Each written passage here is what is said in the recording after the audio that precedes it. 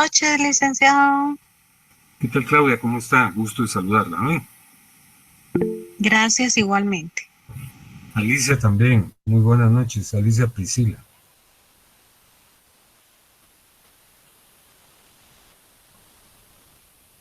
Muy bien. Como de costumbre les presento de la manera más respetuosa mi saludo, con todo afecto y mis mejores deseos porque ustedes se encuentren muy bien, su familia, y que nuestra comunidad también adquiera la normalidad, entre comillas, que permita desarrollar ciertas actividades que de momento, bueno, están limitadas por el proceso digital en el que tenemos que estar en contacto. Fíjense que les quiero comentar algo que de seguro ustedes ya saben abundantemente, pero se los reitero. Nuestro examen es el 20 de noviembre. Así es que tenemos aproximadamente eh, unas 3 o 4 clases. Yo creo que vamos a concluir oportunamente y les voy a dar su cuestionario para que ustedes lo resuelvan y que de esta manera estudien sobre los contenidos que van a ser evaluados en el examen final, ¿verdad? Los tópicos que vamos a abordar realmente no conllevan mayor complejidad. El de hoy es el control preventivo de la constitucionalidad, la opinión consultiva y el dictamen. Luego vamos a ver lo relativo a las sentencias exhortativas, a la inconstitucionalidad por omisión, y concluimos con 2 tópicos que son muy importantes: el bloque de constitucionalidad y el último, que ha generado verdadera eh, inquietud en el ámbito jurídico, específicamente, por supuesto, en el procesal constitucional. Es increíble la cantidad de tesis que se ha escrito recientemente en un lapso de unos 5 años sobre el tópico de la constitucionalidad. Es el último tema que nosotros vamos a abordar. Así es que tengan presente que yo creo que es la primera materia en la que ustedes se van a examinar. Sí, ¿verdad? Es el 20 de noviembre a las 19 horas nuestro examen. Fíjense que en la última ocasión hablamos, y para no apartarme de la práctica que hemos instaurado, haciendo una reminiscencia sobre el tópico precedente, hablamos, les decía, sobre la inconstitucionalidad general o abstracta. Ya lo habíamos hecho sobre la inconstitucionalidad en caso concreto, y sobre este tópico señalamos que solo puede ser promovida ante la Corte de Constitucionalidad, no como la inconstitucionalidad en caso concreto, que es viable plantearla en una primera instancia ante los tribunales ordinarios de jurisdicción ordinaria, investidos de las facultades constitucionales correspondientes. Aquí no. Les dije que por excelencia el planteamiento de una inconstitucionalidad general da la pauta para que la Corte cumpla con su rol más trascendente, que es el de supremo intérprete de la Constitución. Y señalamos que la inconstitucionalidad general puede promoverse por vicios de fondo, vicios sustanciales, y por vicios formales. Los vicios sustanciales o de fondo son la violación de los derechos fundamentales, y señalamos que la parte dogmática de la Constitución contiene todos los derechos fundamentales, ¿verdad? El derecho de libre emisión del pensamiento, el derecho de libre tránsito, el derecho de libre acceso a los tribunales, la libertad de comercio, etc. Y cuando se violenta uno de esos derechos, pues es viable asumir una actitud correctiva o reparadora a través de la promoción de la inconstitucionalidad en caso concreto, que en caso de declararse con lugar, pues permitirá expulsar a la norma infractora del ordenamiento jurídico de nuestro país. Dijimos que los vicios formales se refieren a los que se llaman interna corporis, ocurren cuando, por ejemplo, es menester que concurra cierto número de quórum en el Congreso de la República, como por ejemplo para la reforma de las leyes constitucionales, ejemplificamos que se necesitan las 2/3 partes y votan menos, ¿verdad? Entonces se emite una norma que adolece de una falencia formal.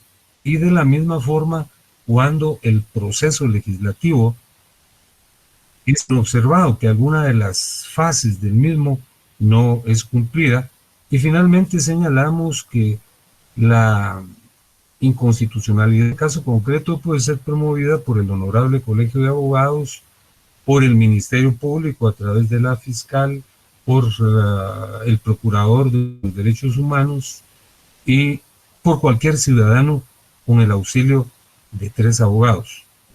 El día de hoy vamos a hablar acerca de el control preventivo de constitucionalidad, y para dicho efecto les presento el temario de esta noche, que es el siguiente.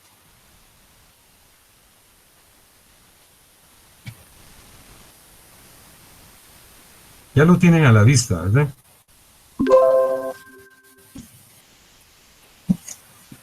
Sí, ya lo están viendo. Sí, licenciado. Ya, licenciado, gracias. Sí, licenciado. Licenciado. Muy amables. Fíjense que hoy vamos a hablar del control preventivo de constitucionalidad. Y tengo aquí a la mano el diccionario de la Real Academia Española de la Lengua, que dice, respecto al significado de la palabra prevención, lo siguiente. Dice, disposición que se toma para evitar un riesgo o ejecutar una cosa, apercibimiento, medida, precaución.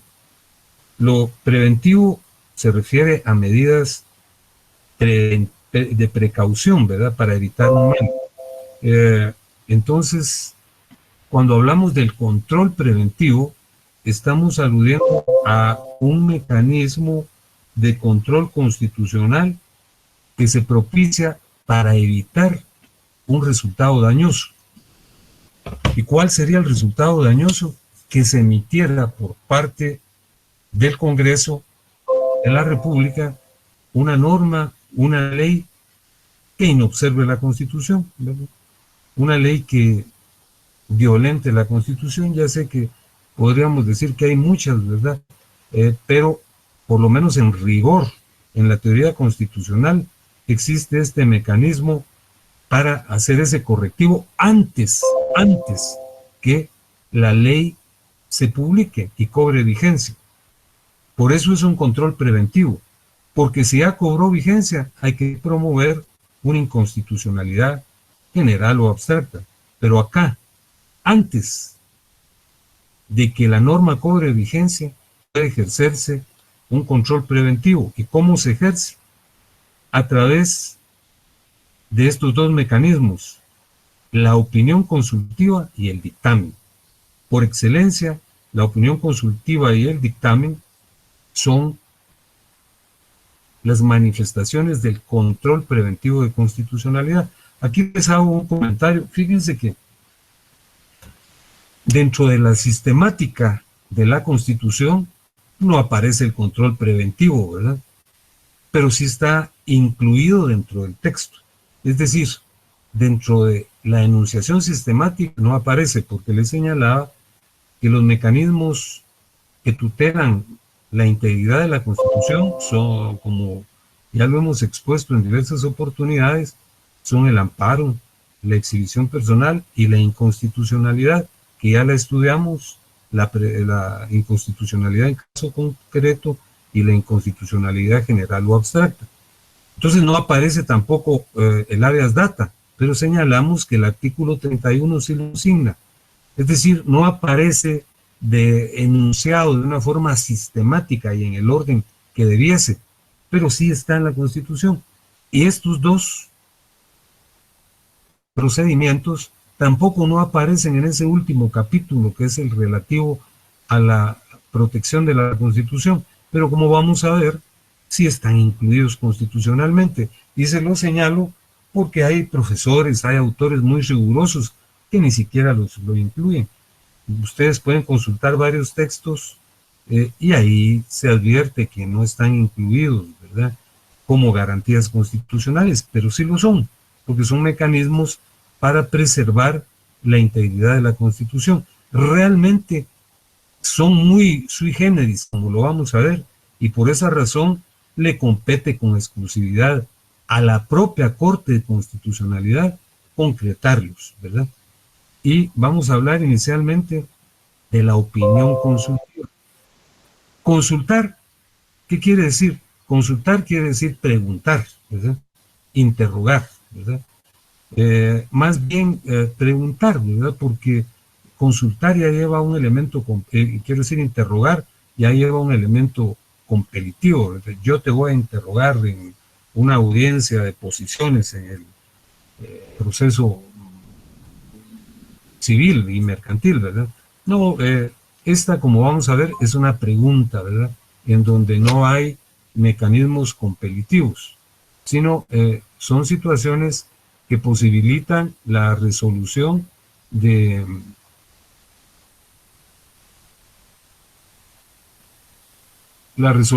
problemas antes de que los problemas surjan, ¿verdad? Por eso les anoto aquí que la opinión consultiva es un control a priori. A priori quiere decir al principio, ¿verdad?, al inicio, ¿verdad? Y fíjense que solo pueden formularla, la opinión consultiva, formular una pregunta, cualquiera de los tres organismos del Estado. Ya sabemos que el poder público está dividido en tres manifestaciones: el organismo ejecutivo, el organismo legislativo y el organismo judicial. Y cualquiera de estos organismos, ante las situaciones que yo les voy a explicar, puede preguntarle a la Corte, preguntarle. Y les explico, tal y como se lo señalé, que no es un mecanismo competitivo, ¿verdad?, en donde interroguen a la Corte, no, sino le preguntan y la Corte responde, pero no responde, como lo vamos a ver, emitiendo una sentencia, sino dando una sugestión, formulando una sugerencia. Por eso les puse aquí, les puse que la opinión consultiva no tiene carácter vinculante. Es decir, las sentencias de la Corte de Constitucionalidad, las sentencias proferidas por la Corte Suprema, las sentencias proferidas por los tribunales de primera instancia, son vinculantes. ¿Qué quiere decir eso? Que obligan, que hay que atenderlas, que hay que cumplirlas. La opinión consultiva no, porque como les decía, es una pregunta que se le formula a la Corte y la Corte no actúa, como lo vamos a ver en unos minutos, en su carácter de ente jurisdiccional, no actúa como tribunal, no actúa emitiendo un criterio competitivo que deba ser cumplido forzosamente. Regularmente si se cumple, por ejemplo, el organismo ejecutivo, legislativo y judicial, cuando formulan una pregunta, si quieren atienden la respuesta de la Corte y si no, no. Pero sí la cumplen porque existe una presión de tipo moral, ¿verdad? Porque ¿para qué le preguntaron? Y la Corte tiene que publicar las sentencias, las respuestas. Entonces, precisamente por esa razón, la comunidad jurídica, la comunidad nacional, se entera de la respuesta. Y si un organismo no cumple lo que preguntó, entonces es señalado de infractor, ¿verdad? Porque si le preguntan cualquiera de los aspectos que les voy a señalar dentro de unos minutos, ¿para qué se lo preguntan si no lo van a atender? Entonces, su publicidad, la publicidad de la opinión, es el sentido coactivo de tipo moral que existe. Es decir, la opinión consultiva no es forzoso cumplirla, pero se tiene que cumplir por una razón ética, por una razón moral, ¿verdad? Fíjense que aquí les pongo las características fundamentales de la naturaleza de la opinión consultiva. Es un control preventivo. Ya leímos es un control que permite la precaución de que no se cometa una inconstitucionalidad. Por ejemplo, el organismo legislativo del Congreso puede preguntarle a la Corte: mire, nosotros vamos a incorporar a la legislación guatemalteca un tratado, ¿verdad?, o un convenio. Entonces lo estamos haciendo de conformidad con la ley. Antes de publicar la ley y que la misma adquiera vigencia, entonces la Corte responde, ¿verdad? Entonces, fíjense bien, la segunda característica es que no es de naturaleza política ni tampoco jurisdiccional. ¿Qué quiere decir que no es de naturaleza política? Nosotros ya leímos oportunamente el artículo 183 y literal H, que se refiere al veto. ¿Se recuerdan ustedes que hablamos de las funciones del presidente de la República? Aquí lo voy a leer. Entonces, dentro de las funciones del presidente de la República están cumplir y hacer cumplir la Constitución, proveer a la defensa y a la seguridad de la nación, así como a la conservación del orden público, ejercer el mando de las Fuerzas Armadas de la nación, ejercer el mando de toda fuerza pública, sancionar, promulgar, ejecutar y hacer que se ejecuten las leyes, dictar los decretos. Y la literal H dice: ejercer el derecho de veto con respecto a las leyes emitidas por el Congreso. Este es el control político. Este es el control político. Este no es un control político porque no lo está ejerciendo el presidente, sino lo está ejerciendo cualquiera de estos organismos que yo ya les señalé, y si quieren ellos lo atienden, ¿verdad? Por eso se afirma que es un control de constitucionalidad sui generis, como lo pongo en el 2.3. Sui generis es un vocablo en latín, ¿verdad? Quiere decir especial, ¿verdad? Es un control especial.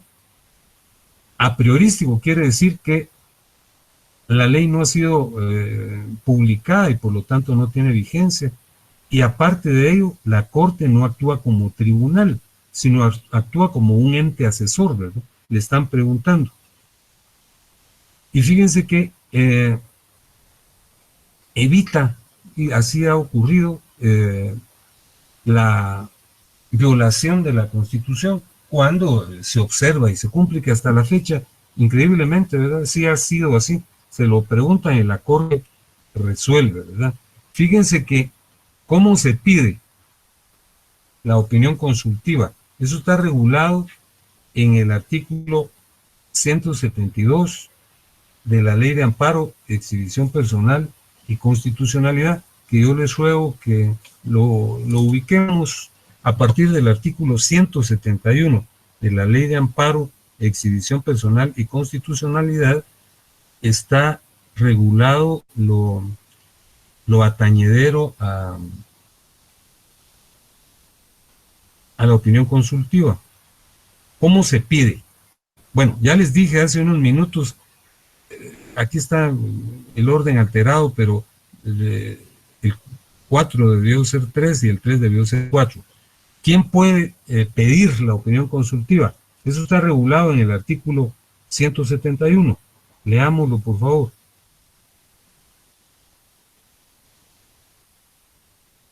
Ya lo tienen a la vista. Ya, Lic, gracias. Dice: facultad de solicitar la opinión de la Corte de Constitucionalidad. Podrán solicitar la opinión de la Corte de Constitucionalidad el Congreso de la República, el Presidente de la República y la Corte Suprema de Justicia. Es decir, las tres manifestaciones del poder público son las únicas que pueden formular este tipo de consulta en los tópicos que corresponden. Ahora, ¿cómo se establece la solicitud? ¿Cómo se formula? ¿Cómo se presenta? Eso está regulado en el artículo 172. Leámoslo, por favor. El artículo 172 dice de la siguiente manera: forma de solicitar la opinión de la Corte de Constitucionalidad. Toda opinión será solicitada por escrito. El memorial deberá formularse en términos precisos, expresar las razones que la motivan y contener las preguntas específicas sometidas a la consideración de la Corte de Constitucionalidad. A la solicitud deberán acompañarse todos los documentos que puedan arrojar luz sobre la cuestión. Fíjense que cuando yo estuve en la Corte, el asunto no era tan formal. Yo recuerdo que hasta a mano se presentó una vez una solicitud de opinión consultiva. Creo que eso no quita ni agrega, ¿verdad? Pero creo yo que como los procedimientos formales imponen la observancia de ciertos requisitos, pues lo ideal es que se formule un petitorio dentro de los cánones de rigor, ¿verdad? Impreso. Y dentro de, fíjense, ese sería el requisito número 1, que la solicitud se formule por escrito. Número 1, se lo pueden poner ustedes ahí al artículo que lo tengan a la vista. Número 2, el memorial debe formularse en términos precisos y expresar las razones que lo motivan. Ese es el segundo elemento. Y el tercero, contener las preguntas específicas sometidas a la consideración de la Corte de Constitucionalidad. Por ejemplo, si se va a celebrar una convención y a propósito de la misma se va a suscribir un tratado al cual se va a adherir Guatemala, entonces preguntan, ¿es constitucional que Guatemala se adscriba o se adhiera a tal convención? Entonces, esta sería una sola pregunta, ¿verdad? Pero las preguntas pueden ser las que correspondan, ¿verdad? Claro que como se pide que la formulación sea en términos precisos, pues mejor, mientras menos preguntas, será mejor, más efectivo. Por aquí les puse, ¿verdad?, lo que yo viví en un momento dado, que al principio era el asunto informal, no de contenido, sino en la manifestación alusiva a la forma, ¿verdad? Que les conté que hasta una vez hubo un petitorio que se formuló a mano, quién sabe ni por qué, ¿verdad? Claro, sin caer en rigorismos extremos, ¿verdad? Así como es el proceso civil.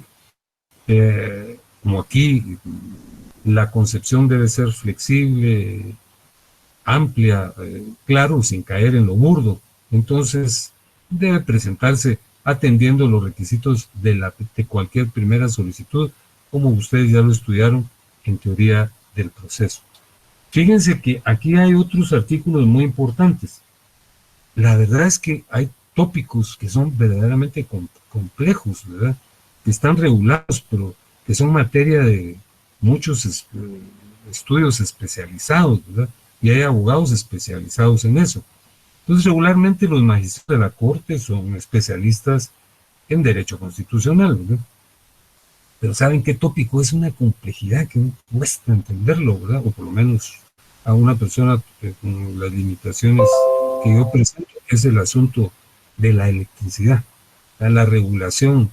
Sobre eso es complicado. Entonces, la Corte puede llamar a un especialista para que la ilustre, tal y como dice el artículo 173, dice, informaciones necesarias para emitir opinión. La Corte de Constitucionalidad podrá pedir cualquier información o aclaración adicional a la consulta que se le formule y que sea necesaria para emitir opinión.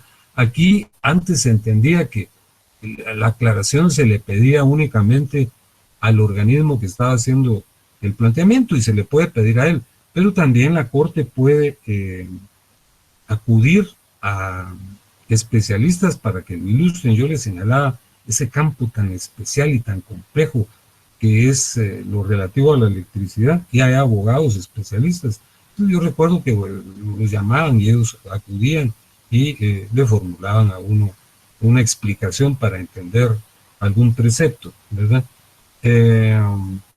Fíjense que es muy importante establecer sobre qué es lo que se va a preguntar.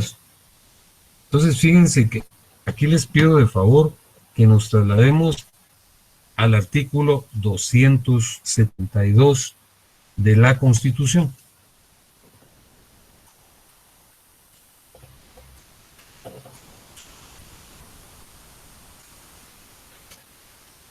¿Ya lo tienen a la vista? Sí, licenciado. Muy Licenciado. bien, gracias. Fíjense que aquí están las funciones de la Corte de Constitucionalidad. Dice, la Corte de Constitucionalidad tiene las siguientes funciones. Entonces, se explican, se enumeran varias, pero en relación a la opinión consultiva, hay 3 casos que son los que yo les señalo ahí.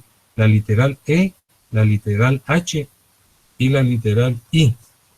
Miren lo que dice en la literal E. Estamos hablando de las funciones de la Corte de Constitucionalidad. Entonces, la primera es emitir opinión sobre la constitucionalidad de los tratados, convenios y proyectos de ley a solicitud de cualquiera de los organismos del Estado. Es probable que se va a celebrar, como les decía, un tratado o algún convenio y los mismos pueden lesionar la Constitución. Entonces, el organismo legislativo le pregunta a la Corte, ¿verdad? O simplemente va a emitir una ley que plantee varias dudas, entonces se le pregunta a la Corte de Constitucionalidad. El segundo caso es la literal H. Dice, emitir opinión sobre la inconstitucionalidad de las leyes vetadas por el Ejecutivo alegando inconstitucionalidad. Ya vimos hace un minuto, o mejor dicho, recordamos que el presidente tiene la potestad de vetar una ley, ¿verdad? El procedimiento legislativo se inicia con la presentación de la iniciativa. Ya hemos señalado que la iniciativa puede ser propuesta por el organismo ejecutivo, por el propio Congreso de la República, por la Corte Suprema de Justicia, por la Universidad de San Carlos y por el Tribunal Supremo Electoral. Luego se presenta y se discute, como ya lo señalamos, en 3 sesiones.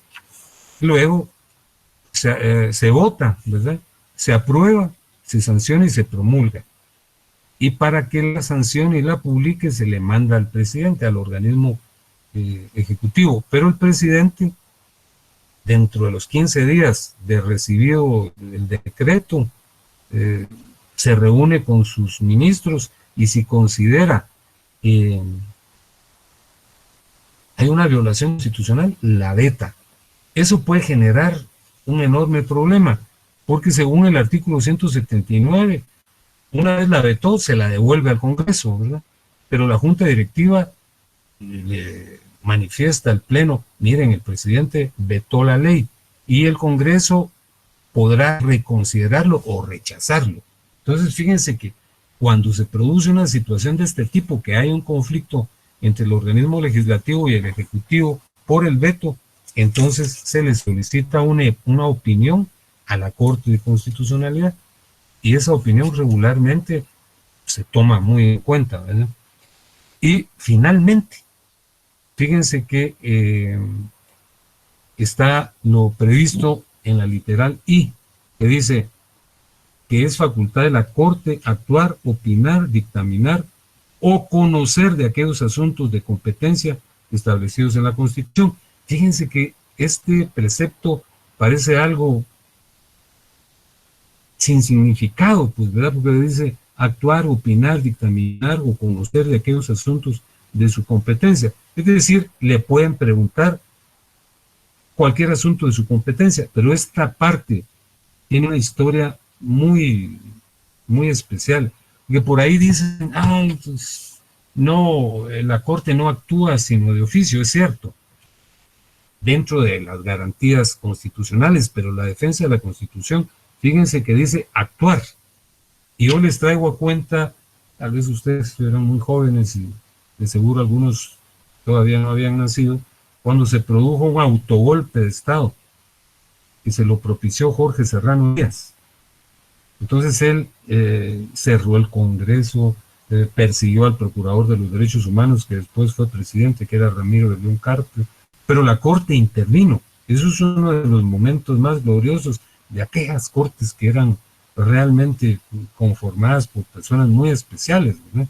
Entonces la Corte propició la defenestración de Serrano Elías, ¿verdad? Claro, intervinieron otras fuerzas, pues, pero la Corte emitió muchos pronunciamientos que posibilitaron que se restaurara el orden. Entonces, emitió opinión y actuó de conformidad con la literal I del artículo que estamos señalando. Entonces, fíjense que cuando se le pregunta a la Corte en torno a la constitucionalidad de una ley, entonces no da una respuesta de la manera simplista, sino que, claro, la redacta, pero hay una diligencia, una audiencia muy especial, que es la que está regulada en el artículo 176. Vean, por favor.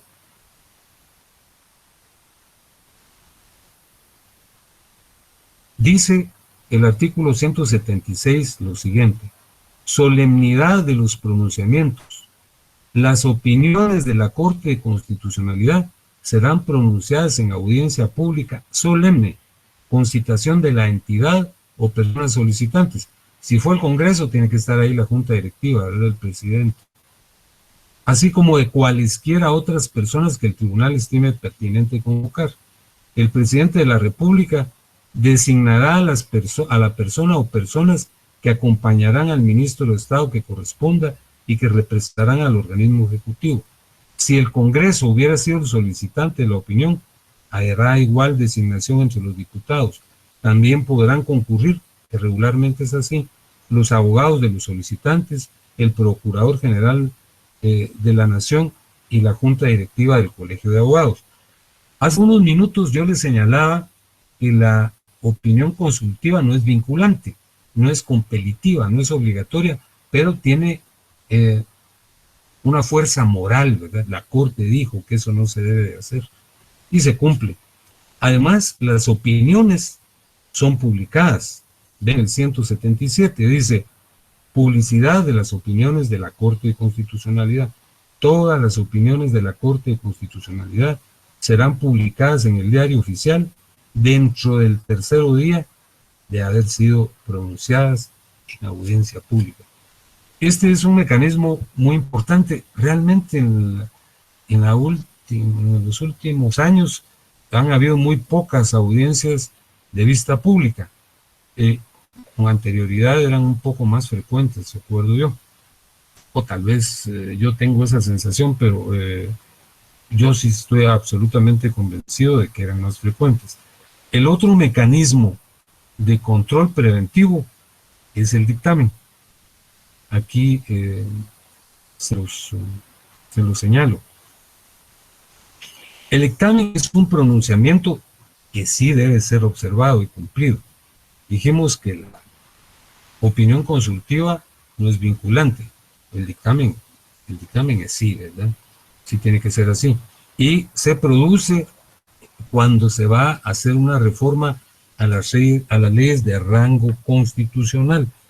Veamos el artículo 175 de la Constitución.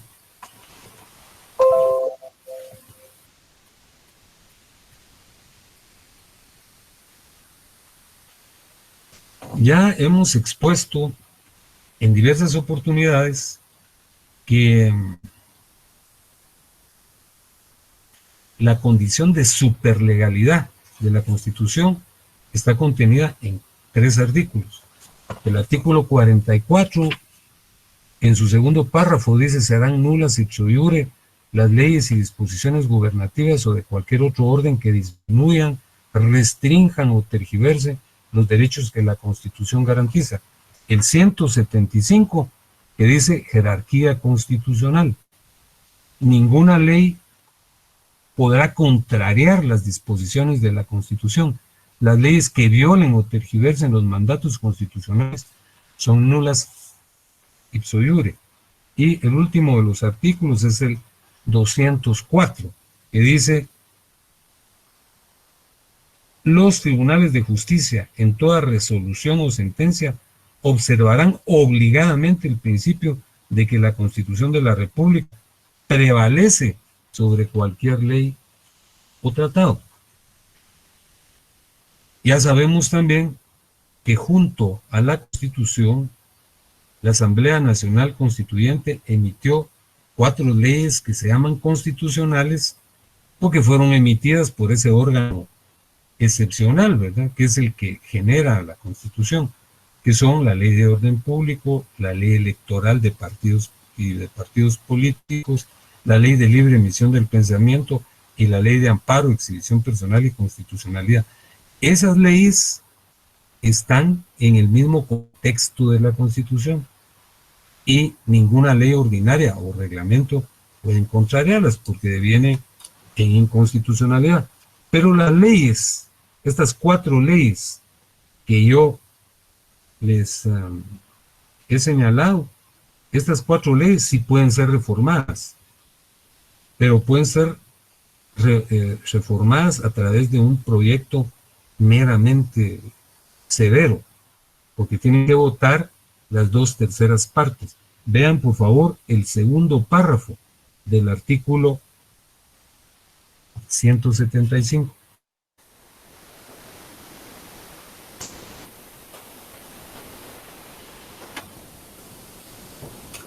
Ya lo tenemos a la vista. Sí, licenciado.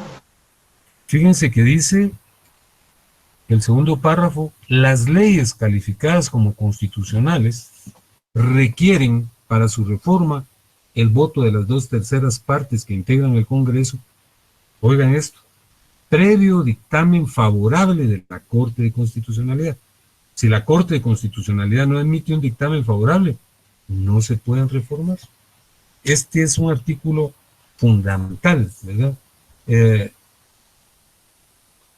igual forma, les traigo a cuenta el artículo 164 de la Ley de Amparo, Exhibición Personal y Constitucionalidad, que les pido que traigan a la vista. Este artículo dice literalmente lo siguiente: otras funciones de la Corte de Constitucionalidad. Entonces dice: corresponde también a la Corte de Constitucionalidad a dictaminar sobre la reforma a las leyes constitucionales previa a su aprobación por parte del Congreso. Eso lo dice la Constitución, el 175, segundo párrafo, que es el que acabamos de leer, ¿verdad? Que se necesita una mayoría calificada de las 2/3 partes. Entonces, pero previo dictamen favorable de la Corte de Constitucionalidad. Vean ustedes la trascendencia y la significación, no solo de la Corte, ¿verdad?, sino la trascendencia y significación de su pronunciamiento. Si no hay dictamen favorable, no se procede, y luego no se procede a la reforma.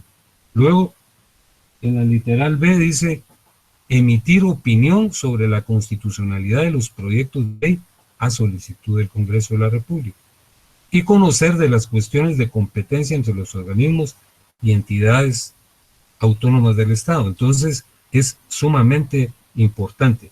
Ahora vean, nosotros dijimos que la opinión consultiva puede ser formulada por cualquiera de las 3 manifestaciones del poder público, que son el organismo ejecutivo, el legislativo y el judicial. Ahora, el dictamen solo puede pedirlo el Congreso, ¿verdad? Fíjense que para concluir, aquí les trasladé el artículo 123 de la Ley Orgánica del Congreso. Es decir, ¿cuándo se pide el dictamen? ¿En qué momento? Entonces el artículo 123 se los copié literalmente, dice: consulta obligatoria. Después de tenerlo por suficientemente discutido en su tercer debate, deberá recabarse el dictamen de la Corte. Cuando es la discusión por artículos, se presentan enmiendas, el texto del proyecto de ley, dichas enmiendas deberán igualmente remitirse a la Corte. Es decir, la Corte tiene que conocer todo el expediente, ¿verdad? Como regularmente dentro del contexto de la discusión se producen enmiendas, entonces hay que remitirlas también, es decir, ya el producto final para que la Corte tenga los elementos de juicio y se pronuncie acerca de la constitucionalidad o inconstitucionalidad de texto normativo que está por aprobarse y por emitirse.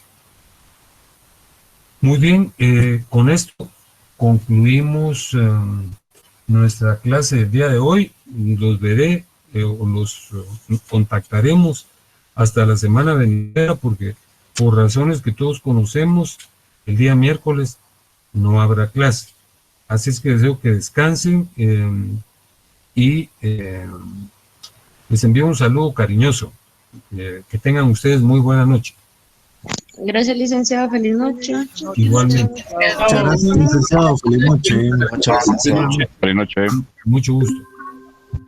Feliz noche, licenciado. No.